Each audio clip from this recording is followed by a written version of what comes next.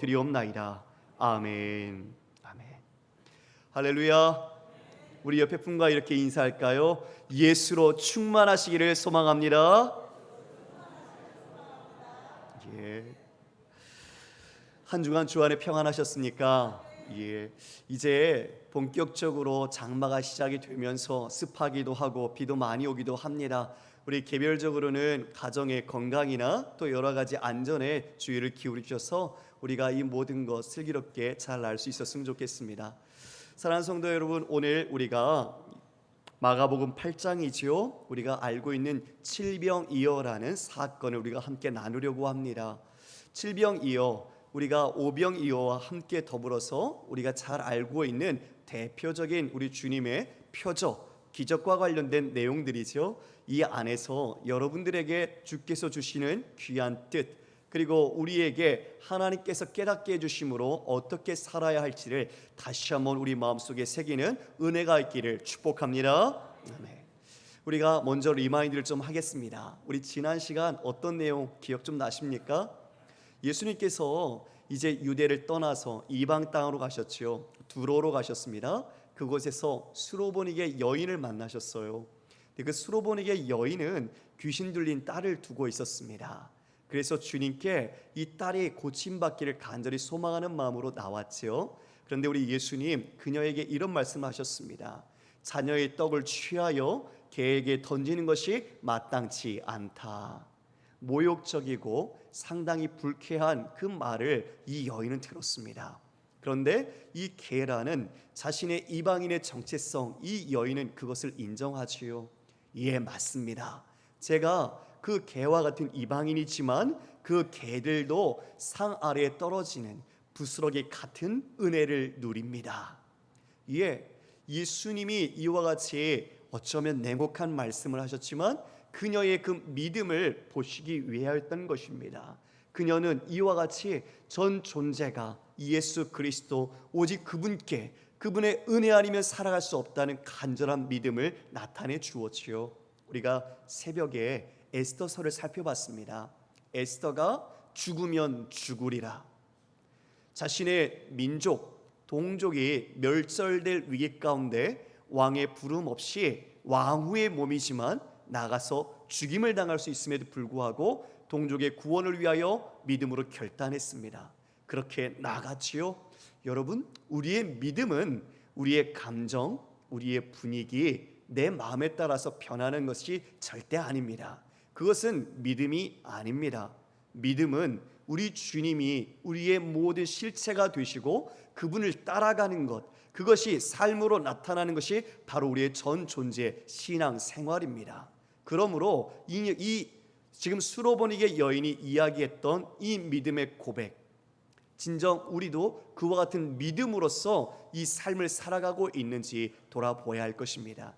또 한편으로는 정결함이란 예수 그리스도를 믿음으로만 가능하다는 것을 이 여인을 통해 알게 되었지요. 이어 말 못하고 귀먹은 한 사람을 만났어요. 그 사람은 이방인입니다. 그런데 그 사람을 말로 고칠 수 있음에도 말씀이 아니라 친히 만지시고 더 접촉을 하시지요. 정결법에 따라서는 그렇게 하면 안 돼요. 예수님 유대인이시잖아요. 그런데 그와 같이 하심은 그에겐 믿음을, 개인적으로 예수 그리스도와 관계를 가지시고 믿음을 주시고, 또한 이사야서에서 이야기한 종말의 메시아가 누구인지 그와 같은 35장의 말씀을 성취하시며 그를 고치셨습니다. 이처럼 유대인은 부정하다 했던 이방인들을 향하여 우리 구주께서는 이와 같은 믿음과 복음의 그 모든 것을 치유하시고 나타내시고 사랑해 주셨던 것이죠. 오늘은 이제 그 두 번째 이어 세 번째 이방 땅에서 놀라운 사건이 일어납니다. 바로 일명 칠병이어의 사건이죠. 여러분, 오병이어와 칠병이어는 전혀 다른 사건입니다. 별개의 사건입니다. 하나의 사건을 우리 인간 저자가 다른 관점에서 보고 기록한 내용이 아니라는 거죠. 왜냐하면 대상이 다릅니다. 대상이 전혀 다르고 비슷한 내용이 나와 있지만 그 내용 속에 다소 차이점이 있습니다. 저를 보시겠습니까? 예. 여러분, 그 히브리어에는 숫자의 의미를 담아서 표현합니다. 우리의 이름도, 우리 각자의 이름도 의미를 담아서 짓고 부르는 거죠. 그들은 그 숫자의 의미를 담아 표현을 해냈는데, 오병이어라는 오자를 생각할 때에 가장 떠올릴 수 있는 대표적인 게 무엇입니까? 모세 오경입니다. 이 오는 이스라엘에 있어서 유대인들을 상징하는 대표적인 숫자였습니다. 그래서 오병이어의 사건은 유대인을 대상으로 한 하나님의 표적이었습니다. 근데 지금 칠병이어죠. 7이라는 숫자는 어떤 숫자의 조합입니까? 3이라는 하나님의 완전수, 그리고 4라는 이 땅의 동서남북을 향한 네 가지 4의 숫자가 더해진 조합이 7입니다. 그래서 이 유대인 이스라엘은 7이라는 숫자는 이 온 열방과 전 세계 민족, 나라를 의미하는 것입니다. 칠병이어, 곧 이것의 오늘 대상은 누구를 말하는 것일까요? 이방인을 말하는 겁니다. 전혀 다른 대상으로 우리 예수님께서 이와 같은 표적 세메이온이라는 하나님 나라의 통치, 그리고 이루어질 그 하나의 지향점을 위해 이정표처럼 나타내시고 보여주신 기적이 되는 것이죠. 오늘 우리가 함께 그 현장으로 들어가 보도록 하겠습니다. 8장 1절 말씀을 제가 읽겠습니다. 그 무렵에 또 큰 무리가 있어 먹을 것이 없는지라 예수께서 제자들을 불러 이르시되. 그 무렵은 그 앞에 있는 절을 마치요, 즉 귀먹고 말 못하는 이방인을 고치신 겁니다. 이사야의 예언을 따라 성취하여 그를 치유해 주셨죠. 그때 많은 사람들이 모여들었습니다. 데가볼리 이방 지역입니다. 그때 그 많은 무리들이 모여들었는데 지금 예수님 여기서 이렇게 표현하고 있네요. 먹을 것이 없는지라 예수께서 제자들을 불러 이르되. 먹을 것이 없었다라고 말합니다. 그곳에 모인 이방인들은요, 가난한 갈릴리 그리고 데가볼리에 있는 사람들이 대부분이었습니다. 그러니 지금 이들이 먹을 것이 없다라는 것을 지금 우리 예수님께서 보시고 제자들을 부르셨습니다. 제자들을 불러 2절에 이렇게 이야기하십니다. 우리 2절 3절을 함께 읽겠습니다. 시작. 내가 무리를 불쌍히 여기노라. 그들이 나와 함께 있은지 이미 사흘이 지났으나 먹을 것이 없도다. 만일 내가 그들을 굶겨 집으로 보내면 길에서 기진하리라. 그 중에는 멀리서 온 사람도 있느니라. 아멘. 여러분, 예수님께서 목자의 심정으로 지금 많이 모여있는 이 무리들을 보셨습니다. 그런데 그들이 지금 사흘 동안 예수님과 함께 있었거든요. 말씀을 듣고 가르침을 받고 예수님과 함께 이야기를 나누고, 이방인은 부정함에도 불구하고 우리 예수님께서는 유다인과 똑같이 그들을 사랑하는 마음으로 그와 같이 그 모든 가르침, 하나님 나라의 복음을 전해주시는 거죠. 그런데요, 사흘이라는 시간이나 이미 긴 시간이 지난 거죠. 그러니 미리 준비해 오지 않은 이상 먹을 것이 없었을 것입니다. 그리고 말씀드린 것처럼 그들은 가난한 사람들이 대부분이었어요. 그러니 그들의 굶주림을 우리 예수님께서는 모르실 수가 없지요. 그것을 보셨습니다. 그것을 이렇게 표현하시지요. 내가 무리를 불쌍히 여김으로 통감하시고 있는 겁니다. 그 긍휼이란, 여러분, 우리가 구원을 입은 하나님의 동기, 하나님의 일하심의 원동력입니다. 사도 바울이 이와 같이 고백하지요. 오호라, 나는 곤고한 사람이로다. 누가 이 사망의 몸에서 누가 나를 건져내랴. 여러분, 우리는 모두 곤고한 자입니다. 그리고 우리는 다 우리의 죄로 인하여 사망으로 죽어야 할 운명의 사람들이었습니다. 지금 이 사도 바울의 고백은 우리의 실존, 우리의 모습, 우리의 영적인 능력과 현실을 적나라하게 표현해 주는 거죠. 우리 스스로는 자력으로 어떻게라도 구원을 얻을 수 있는 사람은 아무도 없습니다.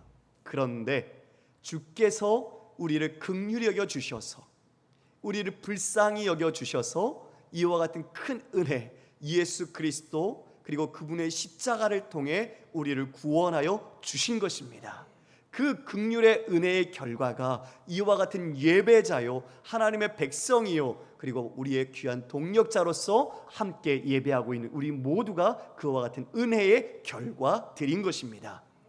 네, 여러분, 이 긍휼이라는 단어를 우리는 많이 듣고 불쌍히 여긴다는 단어도 우리가 많이 나누기도 합니다. 이 마음이 여러분의 마음속에 혹시 같이 공감이 되십니까?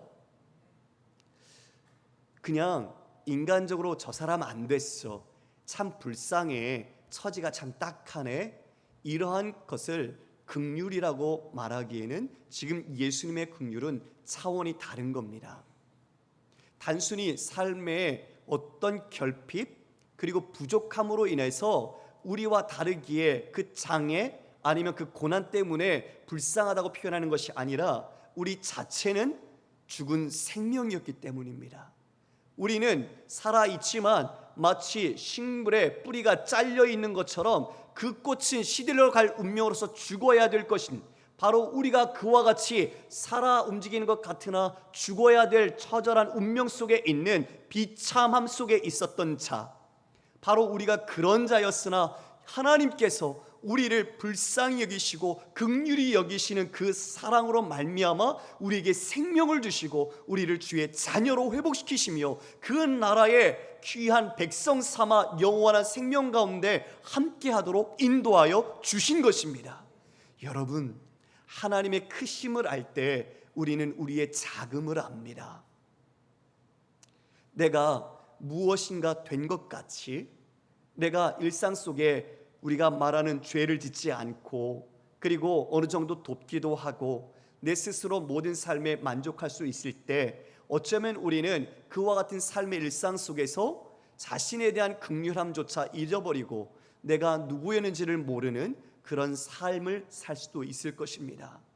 여러분, 이 시간 정말 하나님의 긍휼로 내가 그와 같은 은혜 속에서 하나님을 사랑하고 주의 생명으로 살아간다는 것을 다시 한번 마음속에 깊이 새기시기를 주님의 이름으로 축원합니다. 예, 이미 목자 없는 양같이 굶고 있는 그들을 향해 우리 예수님은 그들을 긍휼히 여기십니다. 사흘이 지났으나 그들이 먹을 것이 없도다. 1절에서도 먹을 것이 없다고 이야기하셨는데 2절에서도 먹을 것이 없다고 누차 그들의 필요를 주님께서 말씀하십니다.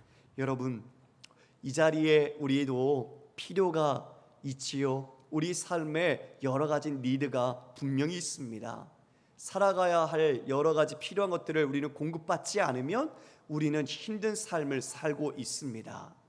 그런데 그 니드, 그 필요를 지금 우리 주님께서 어떻게 보셨습니까? 아시고 계십니다. 그리고 그것을 이미 보시고 계십니다. 그리고 그것을 위해 일하시고 계십니다. 할렐루야. 여러분, 간절한 기도의 소망이 있으시지요? 간절한 지금의 절대적인 결핍 같은 어려움들이 있으시지요? 그러나 우리 주님께서는 그것을 아신다는 것, 그리고 주님께서는 그것을 채우시고 우리를 돌보시는 분이라는 것을 온전히 믿으시기를 주님의 이름으로 축원합니다.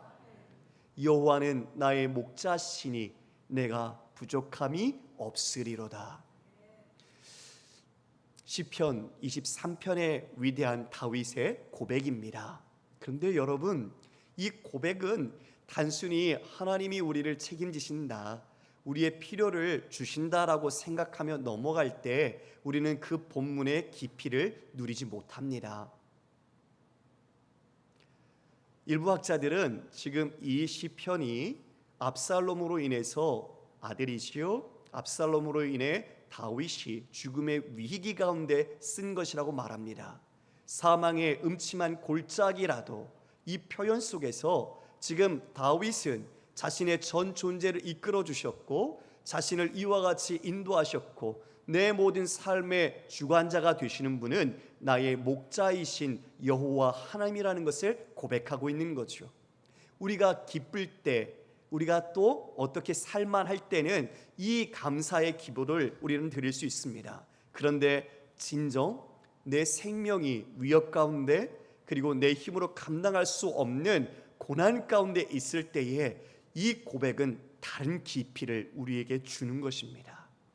진정 우리의 믿음의 주요, 우리를 이끄시는 하나님이 나의 목자가 되시는 것, 내 인생 전체와 내 삶, 이 모든 가족과 우리의 모든 일상을 인도하시는 분이라는 것을 쉽게 고백할 수 없습니다. 밑바닥을 쳤을 때, 내 인생에 정말 저 나락같이 저 밑바닥을 쳤을 때 내 신앙의 민낯을 보고서 그럼에도 그때 여전히 나의 손을 붙잡고 계시고 나와 함께 하시고 내게 생명을 주시고 나를 책임지시는 그 하나님을 우리가 경험할 때, 여호와는 나의 목자시니 내게 부족함이 없으리로다.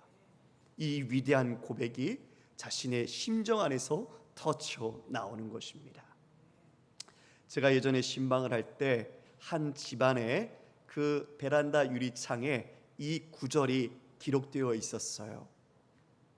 그 가정은 심히 고통 가운데 있는 아픔을 겪고 있었습니다.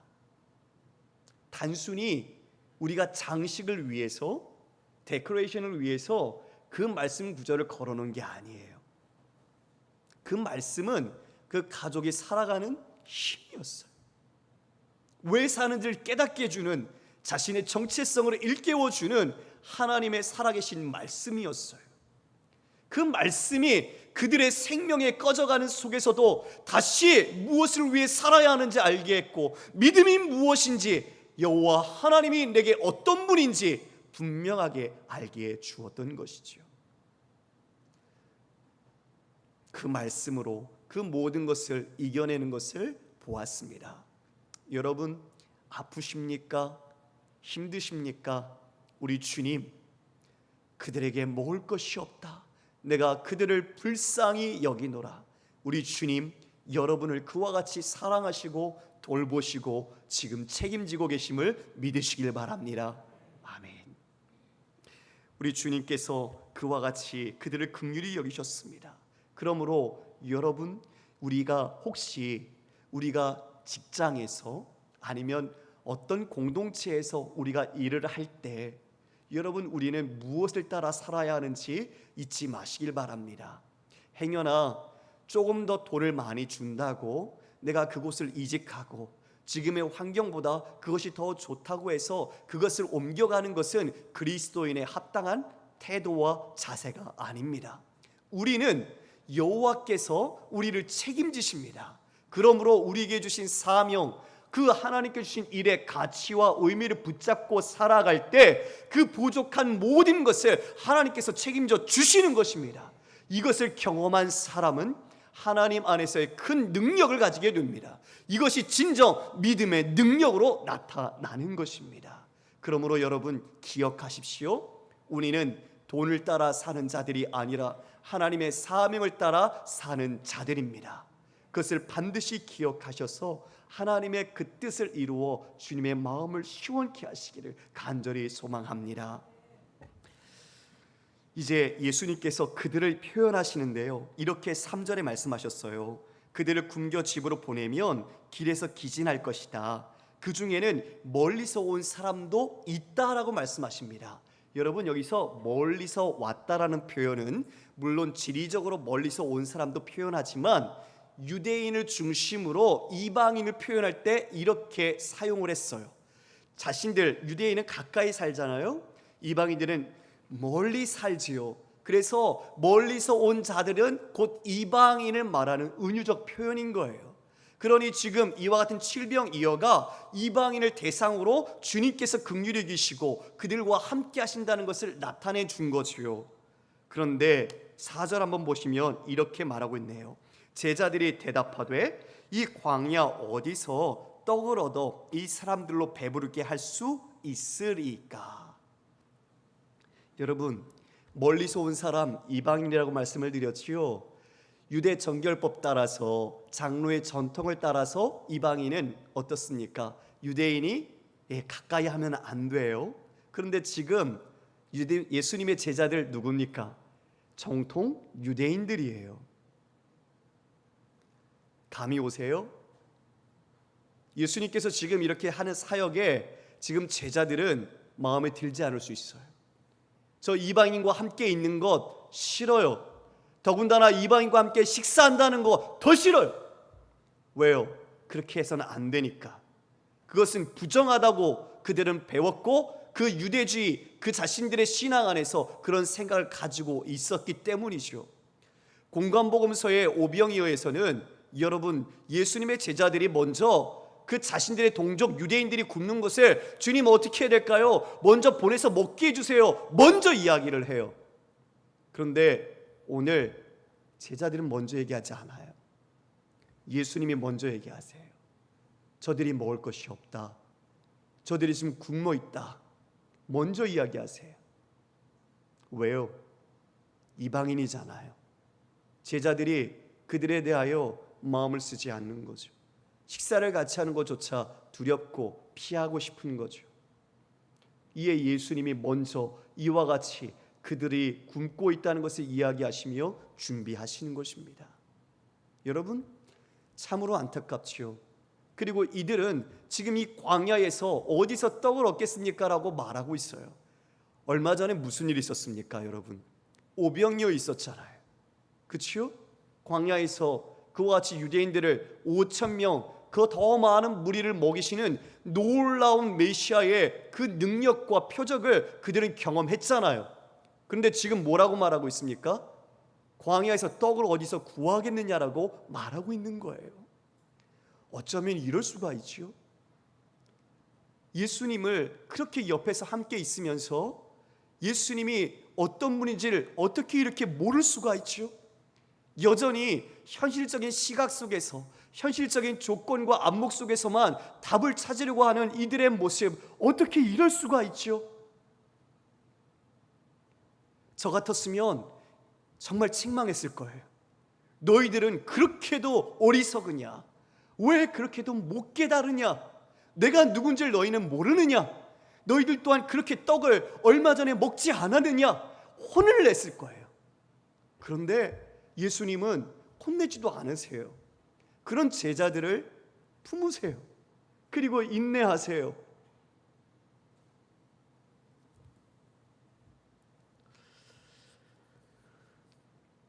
단편적인 예지만 한 가지 말씀드릴게요. 유대인들이 얼마나 자기들 외에 타자들을 멸시했는지. 여러분, 예수님께서 이제 승천하실 기약이 다가올 때 예루살렘으로 가시려고 하는데 몇 사람 보내서 사마리아를 통과하려 가려고 하십니다. 그런데 사마리아 사람이 그걸 막아요. 왜냐하면 사마리아 사람과 유대인과 관계가 좋지 않았고 또 예루살렘으로 간다는 것을 알고 그 길을 막은 거예요. 근데 이 이야기를 듣고 보아너게, 야고보와 요한이죠, 아주 급한 사람이죠, 이렇게 이야기를 해요. 주님, 정말 명령을 해서 하늘로부터 불을 내려 저들 다 살라버릴까요? 이렇게 말을 해요. 예수님한테 아주 홍군형이 납니다. 엄청난 책망을 받아요. 그들이 예수님과 지냈던 시간들이 얼만데 이처럼 자신들이 아닌 타자들을 향한 이와 같은 모습을 여전히 갖고 있는 거죠. 비록 단적인 예지만 영혼을 생각하는 이 제자들의 모습이 이러했다는 거예요. 그러니 이방인들에 대하여 그들의 필요를 채우려고 그들을 위해 먼저 예수님께 이야기하지 않았던 거예요. 이에 예수님이 친히 그들을 챙기면서 제자들에게 물었던 거죠. 예수님 이제 이렇게 이야기하십니다.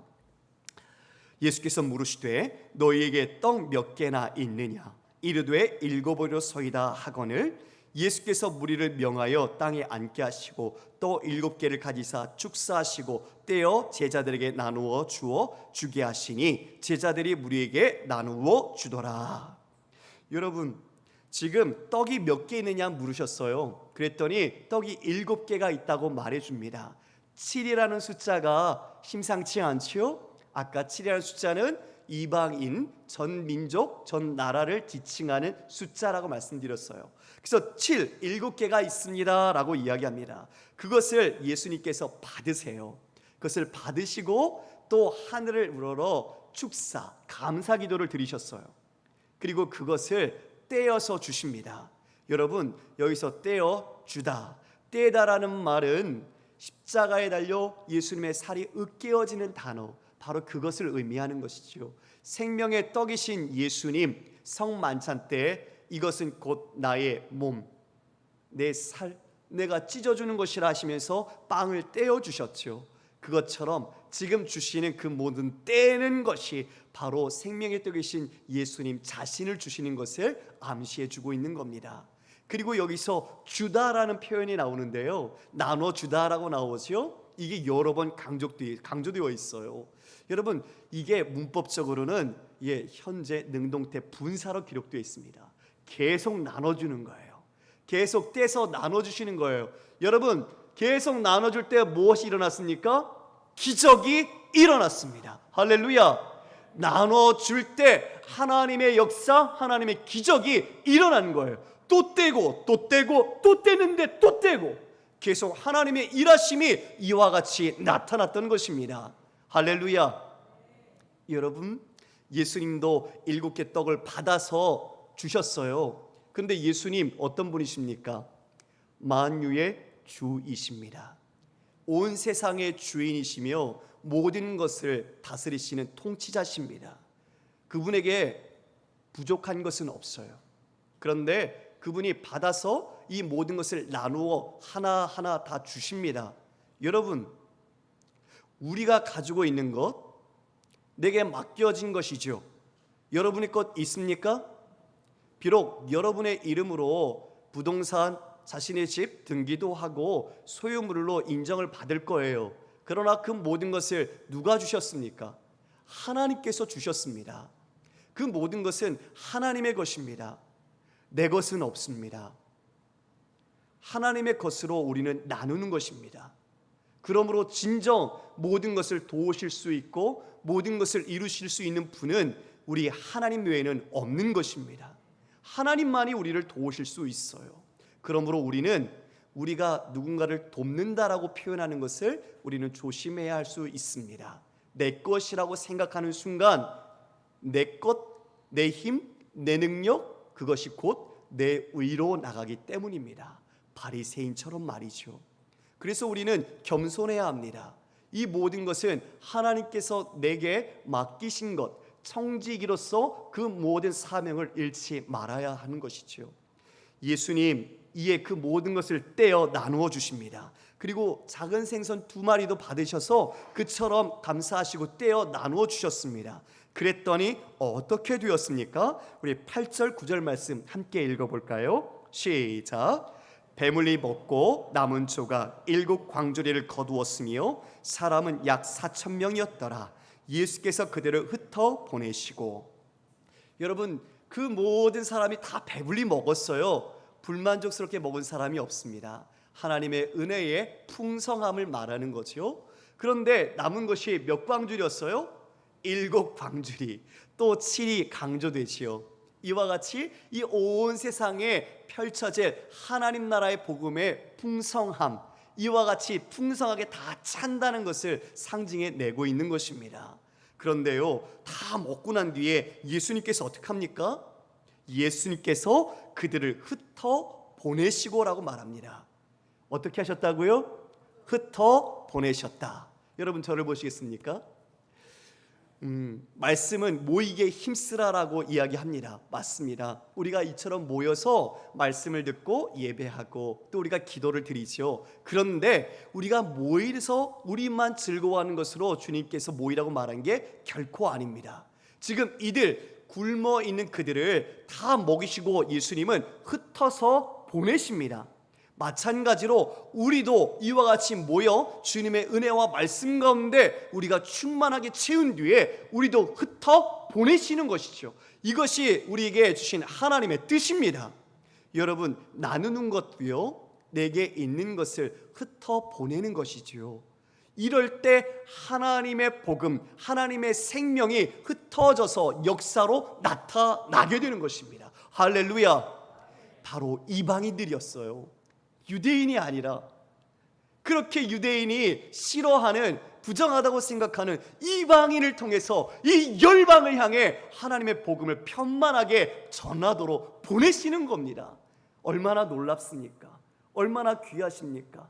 하나님은 유대인, 이방인 그처럼 나누지 않으시고 이와 같은 예수 그리스도를 통해 사랑하시고 긍휼히 여기시고 그들을 책임지시는 것입니다.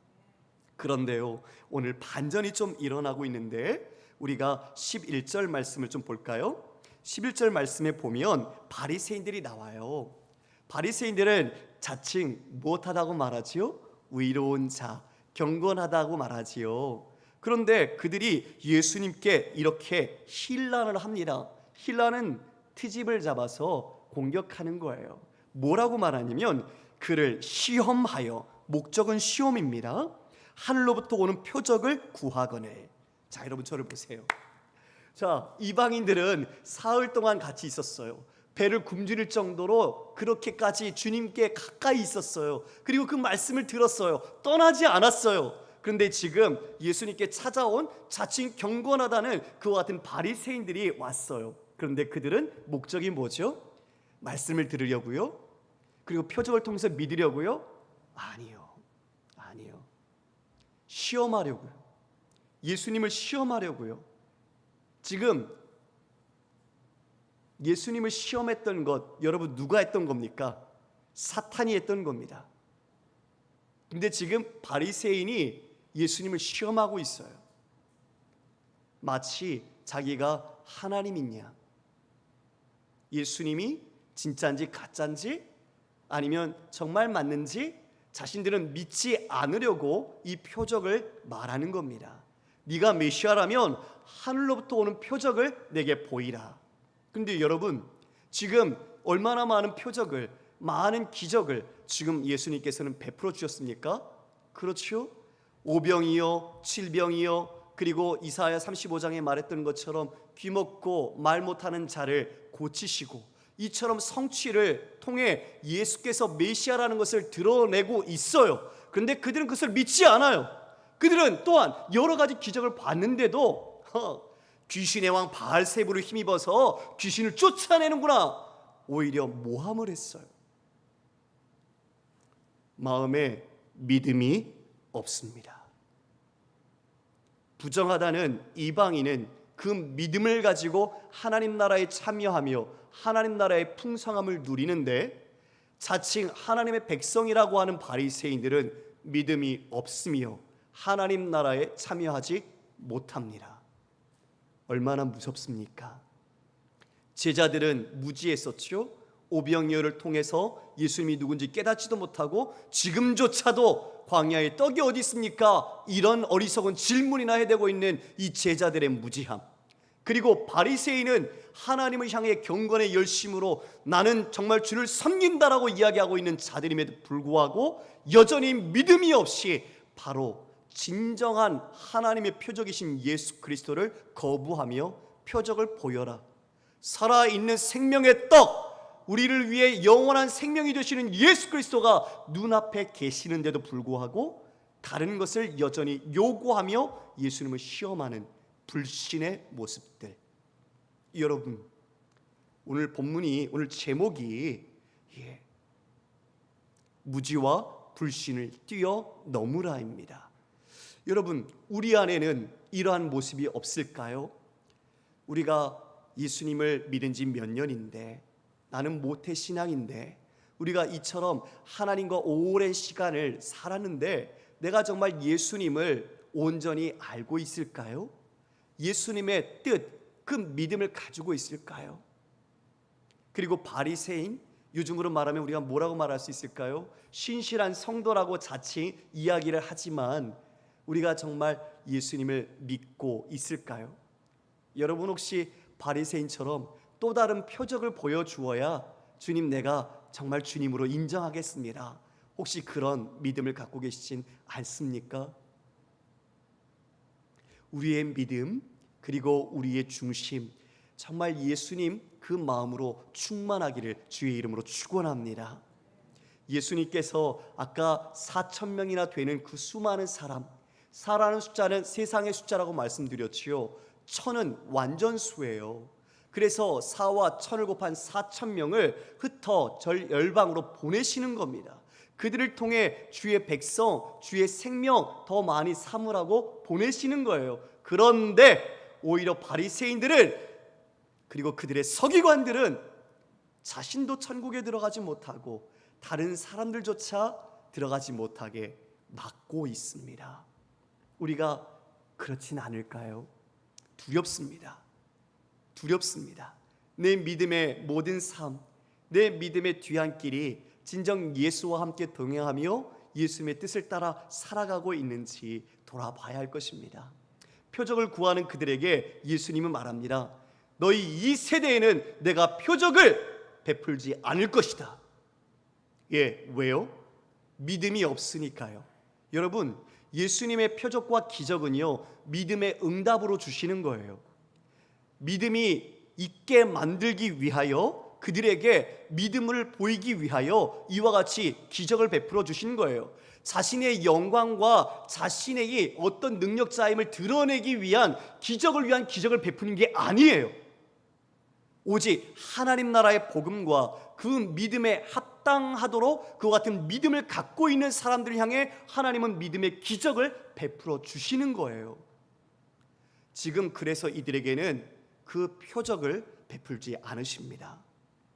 여러분, 이사야 61장 1절 말씀을 제가 읽어드리겠습니다. 주 여호와의 영이 내게 내리셨으니 이는 여호와께서 내게 기름을 부으사 가난한 자에게 아름다운 소식을 전하게 하려 하심이라. 나를 보내사 마음이 상한 자를 고치며 포로된 자에게 자유를, 갇힌 자에게 노임을 선포하며. 예수님께서 사역 시작하실 때 메시아 사명 선언문으로 인용하여 말씀하신 구절입니다. 가난한 자, 즉 애통하는 자지요. 그 심령이 가난하여 우리 주님 외에는 살 소망이 없는 자들, 그들에게 주의 아름다운 소식 복음을 전하십니다. 그리고 갇힌 자, 눌린 자, 눈먼 자, 이런 자들을 자유케 하며 그 멍에를 풀어주십니다. 지금 예수님께서는 이와 같이 사망과 죄로 말미암아 죽을 이 인간들을 주님은 자유케 하시며 그 율법의 중함 속에서 다시 복음의 자유함으로 우리를 이끌어 가셨습니다. 하나님은 예수 그리스도를 통해 이 일을 이루어 가십니다. 지금 이것이야말로 진정한 표적이 아니겠습니까? 그런데 이 표적을 보고도 그들은 표적을 보이라, 그 본다고 이들이 믿었을까요? 아니요. 병행 본문이 있어요. 바리새인이 와서 이렇게 따졌을 때 마태도 이 본문처럼 그들에 대한 내용을 기록해 놨거든요. 우리 그 기록 한번 보겠습니다. 마태복음 16장 4절입니다. 우리 자막 함께 읽어볼까요? 시작. 악하고 음란한 세대가 표적을 구하나 요나의 표적밖에는 보여줄 표적이 없느니라 하시고 그들을 떠나 가시니라. 이 말씀을 좀 봐주세요. 자, 요 전에 날씨를 이야기하셨어요. 저녁에 날이 붉으면 말이야, 그 다음 날은 날이 맑을 거야. 그리고 그 아침에 날이 붉잖아. 그러면 그날은 굳을 거야. 그 모든 기상을 통해서 날씨를 그들은 다 알았거든요. 그런데 하나님 나라가 임했는데 하나님 나라가 임한 영적인 분별력, 시대의 분별력이 그들이 없었어요. 그래서 예수님께서 그들에게 지금 이 표적 하나를 얘기해 주세요. 그게 뭐냐? 요나의 표적밖에 없다는 거죠. 여러분, 우리가 요나서 같이 공부했는데요. 요나 뭐 했습니까? 물고기 뱃속에서 3일 동안 있었습니다. 그렇죠? 지금 예수님이 요나의 표적을 얘기하신 건 뭡니까? 자신이 죽지만, 십자가에 죽지만 사흘 만에 다시 부활한다라는 그 바로 부활의 표적을 요나의 표적으로 이야기해 준 겁니다. 지금 예수님은 이 표적처럼 이제 다시 죽은 뒤에 사흘 만에 부활하셨습니다. 할렐루야. 말씀을 내려줘도 되겠습니다. 부활하셨지만 이 표적을 그들은 들었지만 바리새인 믿었습니까? 안 믿었습니까? 믿지 않았습니다. 믿지 않았어요. 무섭지요, 여러분? 여러분이 정말 지금 갖고 있는 믿음이 얼마나 귀한지 눈뜨시길 원합니다. 여러분의 믿음은요, 그냥 주어진 것이 아니라 천억만금을 주어도 가질 수 없는 하나님 주 예수 그리스도의 피값으로, 그리고 그분이 여러분을 인생 내내 설득하셔서 여러분을 사랑한다고 읊조리고, 그리고 다가오셔서 붙잡아 주시고 넘어지면 다시 이끌어 주시고 세우셔서 여러분을 하나님의 자녀로 이 자리에 세우신 것입니다. 여러분이 예수님의 살아있는 표적입니다. 그렇죠. 우리가 이처럼 바리새인은 표적을 구하나 주님은 그들을 떠나버리십니다. 이방인은 복음을 전하고 나누게 하셨으나 예수님이 오히려 이들을 떠나버리셨어요. 극과 극이죠. 우리 이 말씀 속에 다시 한번 우리를 돌아봤으면 좋겠습니다. 사랑하는 성도 여러분, 우리가 또 다른 표적을 보아야 우리가 믿겠습니까? 아니요. 우리는 이미 너무나 귀한 하나님의 은혜와 표적을 입었습니다. 그러므로 여러분의 안에 있는 믿음, 그 믿음이 얼마나 존귀하고 그리고 얼마나 그것이 가치가 있는 것인지 새롭게 눈을 뜨시고, 또한 예수님께서 이와 같이 흩어 보내셨다는 것, 그리고 주신 것으로 나누셨다는 것을 우리가 기억합시다. 우리도 흩어질 겁니다. 오늘 예배를 드리고 우리는 예배당을 다 나갈 겁니다. 여러분의 삶의 자리, 각자의 일상의 선교적 자리로 갈 겁니다. 그 자리에서 여러분 하나님께서 주신 것으로 흩으십시오. 복음을 흩으시고 받은 물질도 흩으시고 여러분의 사랑도 흩으시고 여러분 안에 있는 믿음, 그 모든 모습을 삶의 우리의 입술과 우리의 행함으로 흩으십시오. 그래서 흩으실 때마다 그곳에서 예수 생명이 더 살아나고 예수의 성령 충만함으로 말미암아 주님의 나라가 임하는 놀라운 역사를 여러분 경험하십시오. 바로 그 나라, 그 통치, 여러분이 주님께서 이루시고자 하는 간절한 소망의 주인공입니다. 여러분을 핏값으로 사신받으신 우리 주님, 여러분을 흩으실 때 여러분 멀리서 온 사람들, 이방인을 이처럼 사랑하신 예수 그리스도로 여러분도 여러분의 마음에서, 여러분의 심리적 거리에서, 육체적 거리에서 멀리 있는 자들을 향하여 여러분 나누시고 떼어주시고 흩으시는 놀라운 주의 축복이 있기를 주님의 이름으로 축원합니다. 사랑의 하나님, 감사합니다. 우리가 무엇이간데 우리를 사랑하시고 우리를 택하시고 우리를 자녀로 삼으셔서 영원한 생명과 믿음으로 주님 앞에 살게 하십니까? 하나님, 오늘 우리 구주께서 이방인을 긍휼히 여기시며 그들의 굶주림을 헤아리시고 그와 같이 친히 먹이시는 목자의 모습을 보았습니다. 하나님, 우리 성도님들, 우리 교우들, 그 모든 간절한 소망 가운데 주님께서 함께 하신 줄 믿사오니 주님께서 목자가 되어 주셔서 친히 먹이시고 돌보시고 책임져 주시옵소서. 그리고 또한 우리도 우리에게 주신 그 모든 것을 나누고 또 흩어서 더 많은 사람들이 예수 믿고 구원받고 주님의 생명과 그 나라의 백성으로 살아가는 풍요와 기쁨을 누리도록 인도하여 주시옵소서. 감사드리며 예수님 이름으로 기도드리옵나이다. 아멘.